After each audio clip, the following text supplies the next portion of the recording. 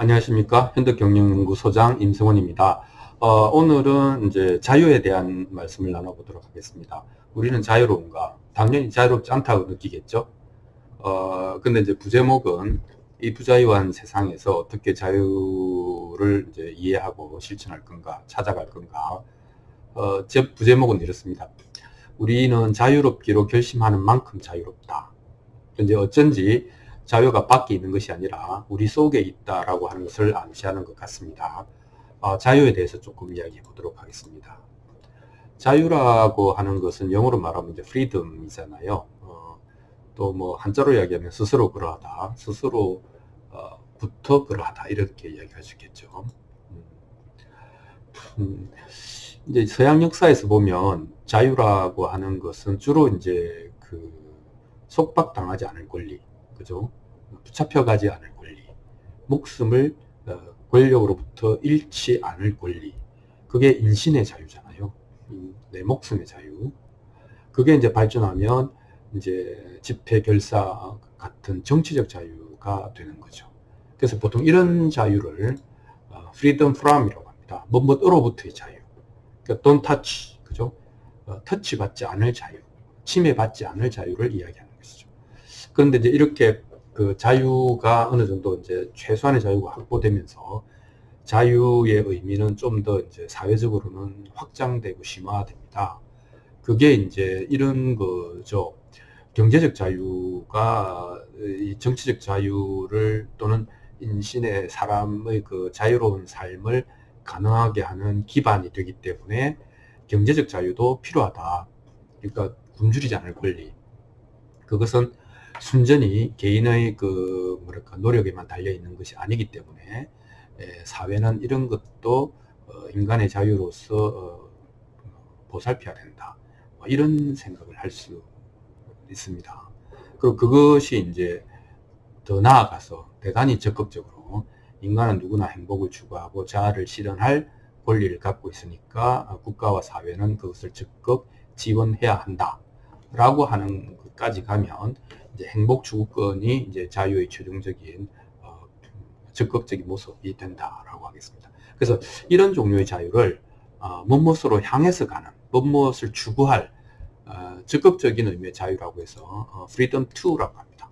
그래서 자유라고 하면 freedom from에서부터 시작했지만 freedom to로 확장되는 개념이 확장되는 역사를 가지고 있다라고 이야기를 할 수 있겠습니다. 그런데 이제 여기서 자유라고 하는 것은 결국은 freedom from이 있거나 freedom to거나 외부로부터 주어지는 장애물을 제거하는 그런 의미의 이제 자유가 되겠죠. 외부에서 나를 이제 방해하는, 거슬러는, 가로막는 존재나 어떤 것으로부터의 자유를 의미하는 겁니다. 그러니까 보통 이것을 우리는 바깥의 자유라고 이야기할 수 있겠습니다. 그러면 바깥의 자유가 있으면 안의 자유도 있겠죠. 자유에 대해서 이렇게 생각하는 사람도 있습니다. 외부의 환경도 중요하지만 결국은 내부에서 솟아오르는 충동적으로 솟아오르는 그 내적인 욕망으로부터의 자유가 참된 자유가 아니겠는가, 이렇게 이야기를 하고 있습니다. 내적으로 정신적으로 결핍이 없다면 목마름이 없다면 그게 자유가 아니겠는가. 왜냐하면 우리는 욕망에 시달린다 이런 표현 쓰니까요. 그 욕망이 우리를 움직이게 하고 그렇게 하니까 이 자유의 방향을 안으로 돌려서 욕망으로부터 자유가 진짜 자유다, 이렇게 이야기하는 사람들이 있습니다. 그리고 따라서 이 아까 이야기한 외부의 장애가 아니라 진정한 장애는 내 안에 있다, 이렇게 얘기가 되는 것이죠. 그래서 이제 뭐 무수한 사람들이 내적 자유에 관한 얘기를 했을 것이고, 우리는 또 이제 마음 공부 쪽이니까 이 부분에 대해서 생각을 해봐야 되겠죠. 그래서 뭐 이런 사람들이 있는 거 아닙니까? 그 그리스의 디오게네스 견유학파라고 하는 게 개같이 뭐 이런 뜻인데, 견유학파의 기본적인 생각은 뭐냐면 욕망을 완전히 제로로 만들면 거의 무한대의 그 신적인 자유를 누릴 수 있다, 이렇게 욕망과 자유의 관계를 아예 그냥 딱 함수로 설정한 것이죠. 그래서 디오게네스 같은 견유학파는 심지어는 뭐 부귀 영화에 대한 자유뿐만 아니라 최소한의 뭐 인격, 뭐 체면, 뭐 이런 것까지 다 치워라, 집어치워라. 그러면 정말로 무한정의 무한대의 자유를 누릴 수 있다. 이렇게 이야기를 했습니다. 그러니까 적어도 여기서는 그 내적 욕망과 자유의 관계에 대한 사유가 있었다. 이렇게 이야기를 할 수 있겠습니다. 칸트가 이제 이런 얘기를 한 거죠. 욕망으로부터의 자유가 진짜 자유다. 외적인 자유보다는 내적인 자유, 그 내적인 자유의 걸림돌은 욕망이다. 이렇게 이야기를 한 것이죠. 그래서 자기의 욕망을 잘 다스리는 사람이 진정한 의미의 자유인이다. 이렇게 이야기를 한 것이죠. 20세기에 뭐 부처님의 환생이라고 하는 인도의 철학자, 심리 철학자가 해야 됩니까? 인도 출신의 영적 지도자 크리슈나무르티도 이제 그 내적인 자유, 그죠?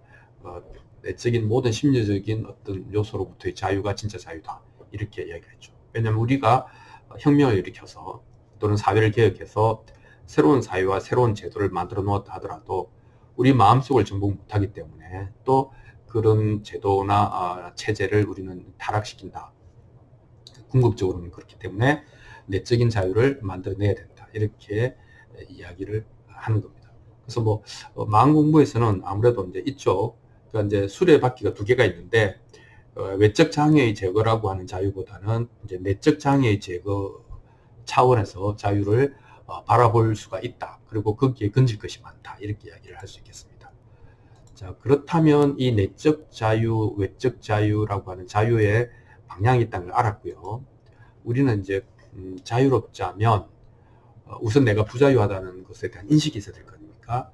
그러니까 내가 부자유하다는 것의 인식은 크게 이제 두 가지로 나눌 수가 있습니다.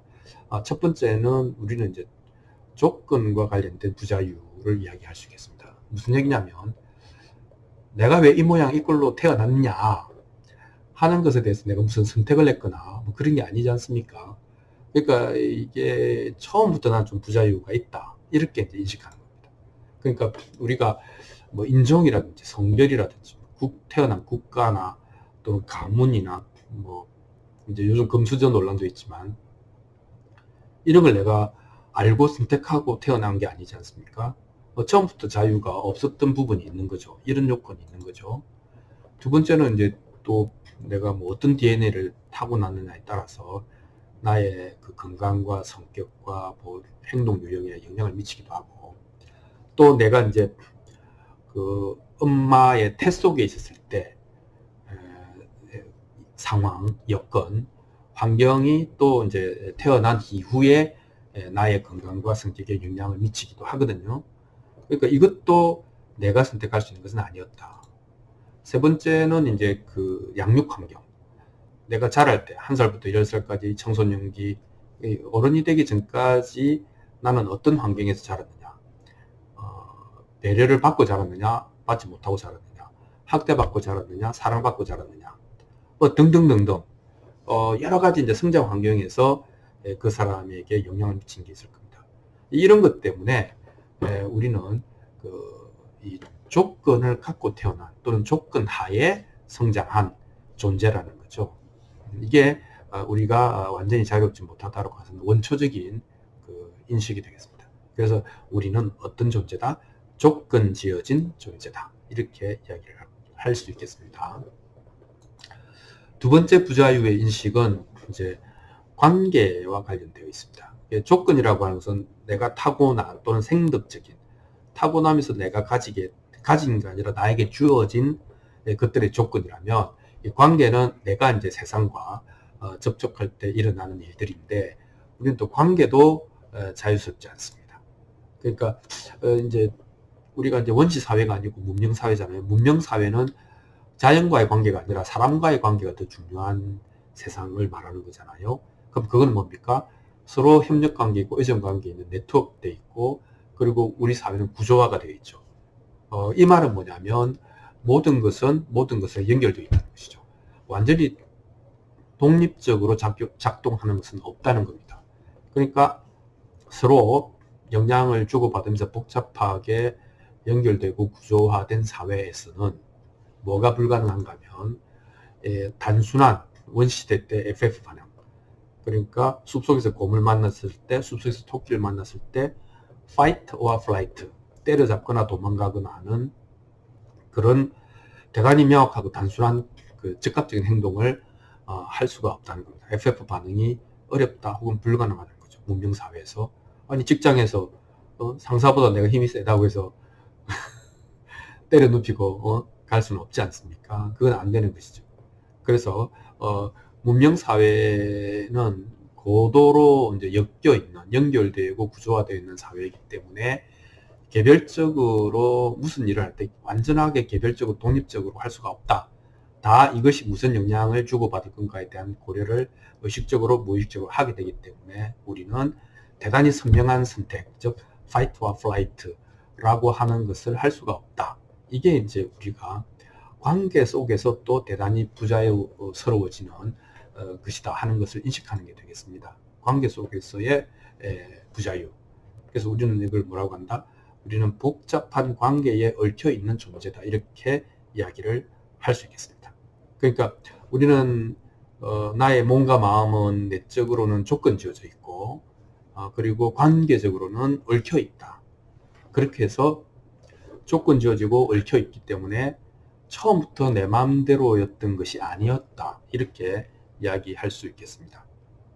우리는 자유가 굉장히 중요하고 자유를 추구하지만 실제로 이제 우리가 추구하는 그 자유의 기반이라고 하는 것이 얼마나 부자유한가 하는 것을 이제 이해하게 되면 좀 더 올바른 이해가 되겠습니다.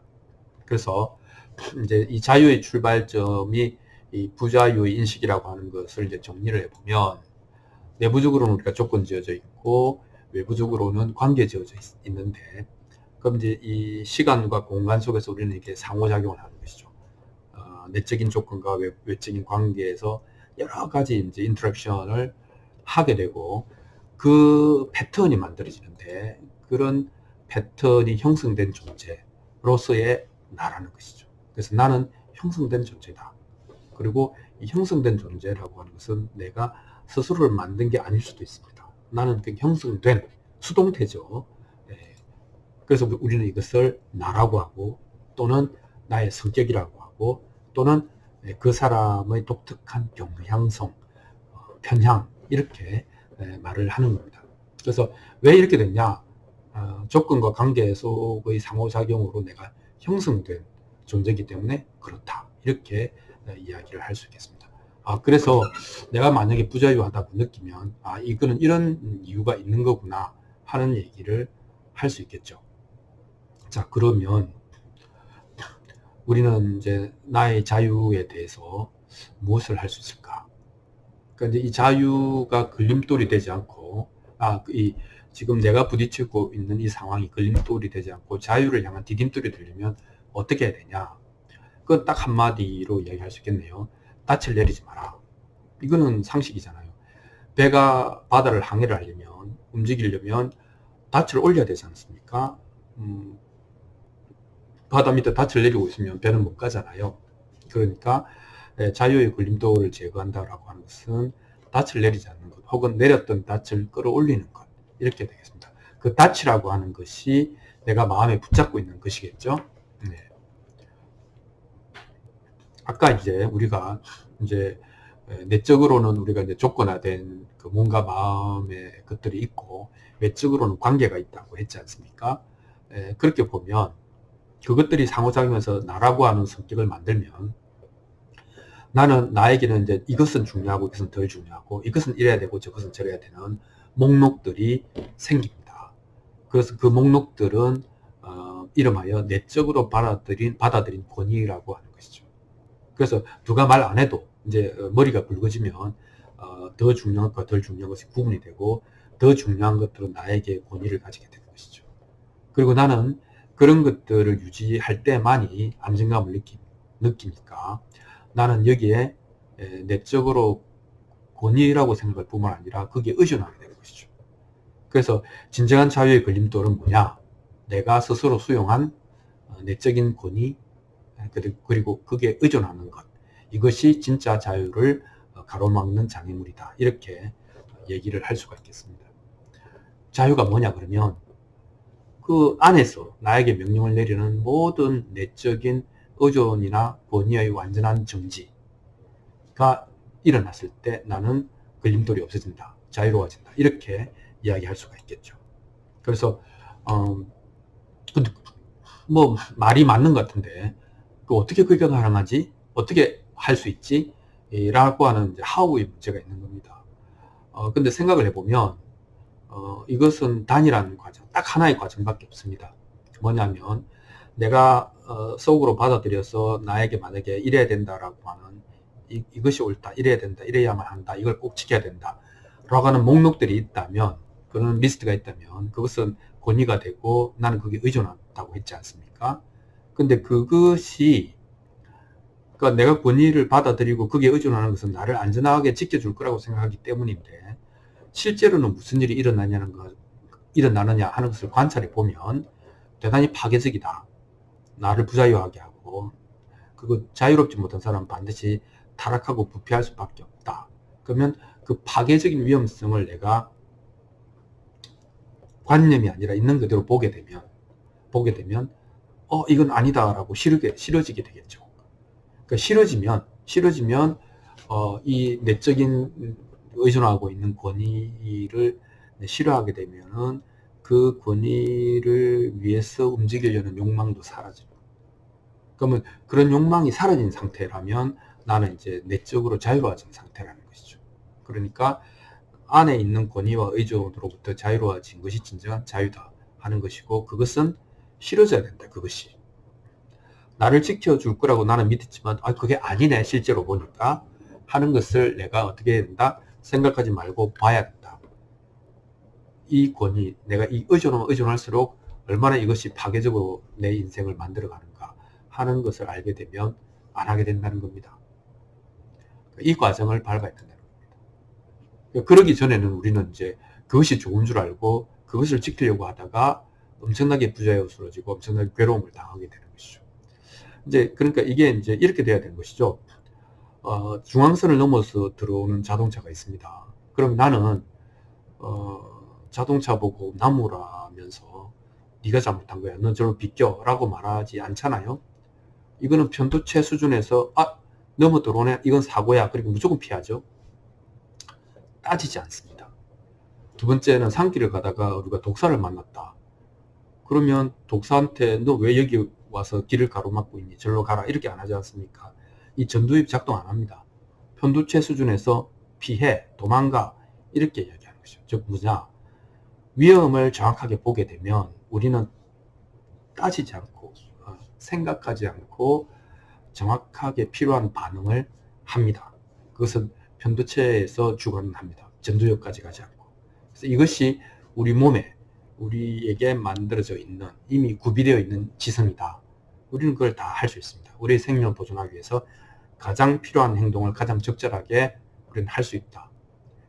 그렇기 때문에 아까 이야기한 것처럼 우리의 내적, 외적인 그 조건과 관계 속에서 이루어진 나라고 하는 이것, 그 내 속에 만들어진 내가 의존하고 있는 이 권위가 얼마나 파괴적인가 하는 것들을 내가 직접 보는 것은 중앙선을 넘어오는 차를 보는 것과 같고, 숲속에서 만난 독사와 같아서 나는 즉각 그것들로부터 떠날 수 있다 라고 하는 것이죠. 이럴 때에 우리는 내적으로 자유로워진다, 이렇게 이야기를 할 수 있겠습니다. 물론 열심히 노력해서 외부의 장애를 걷어내야 되는 것이지만, 자유의 가장 중요한 또 하나의 바퀴는 우리 내면에 또알이 들고 있는 그런 권위나 의존에서 자유로워지는 것, 그것이 진정한 자유라고 하겠습니다. 자유에 대해서는 또 시간 나는 대로 여러분과 얘기를 나누도록 하겠습니다. 감사합니다.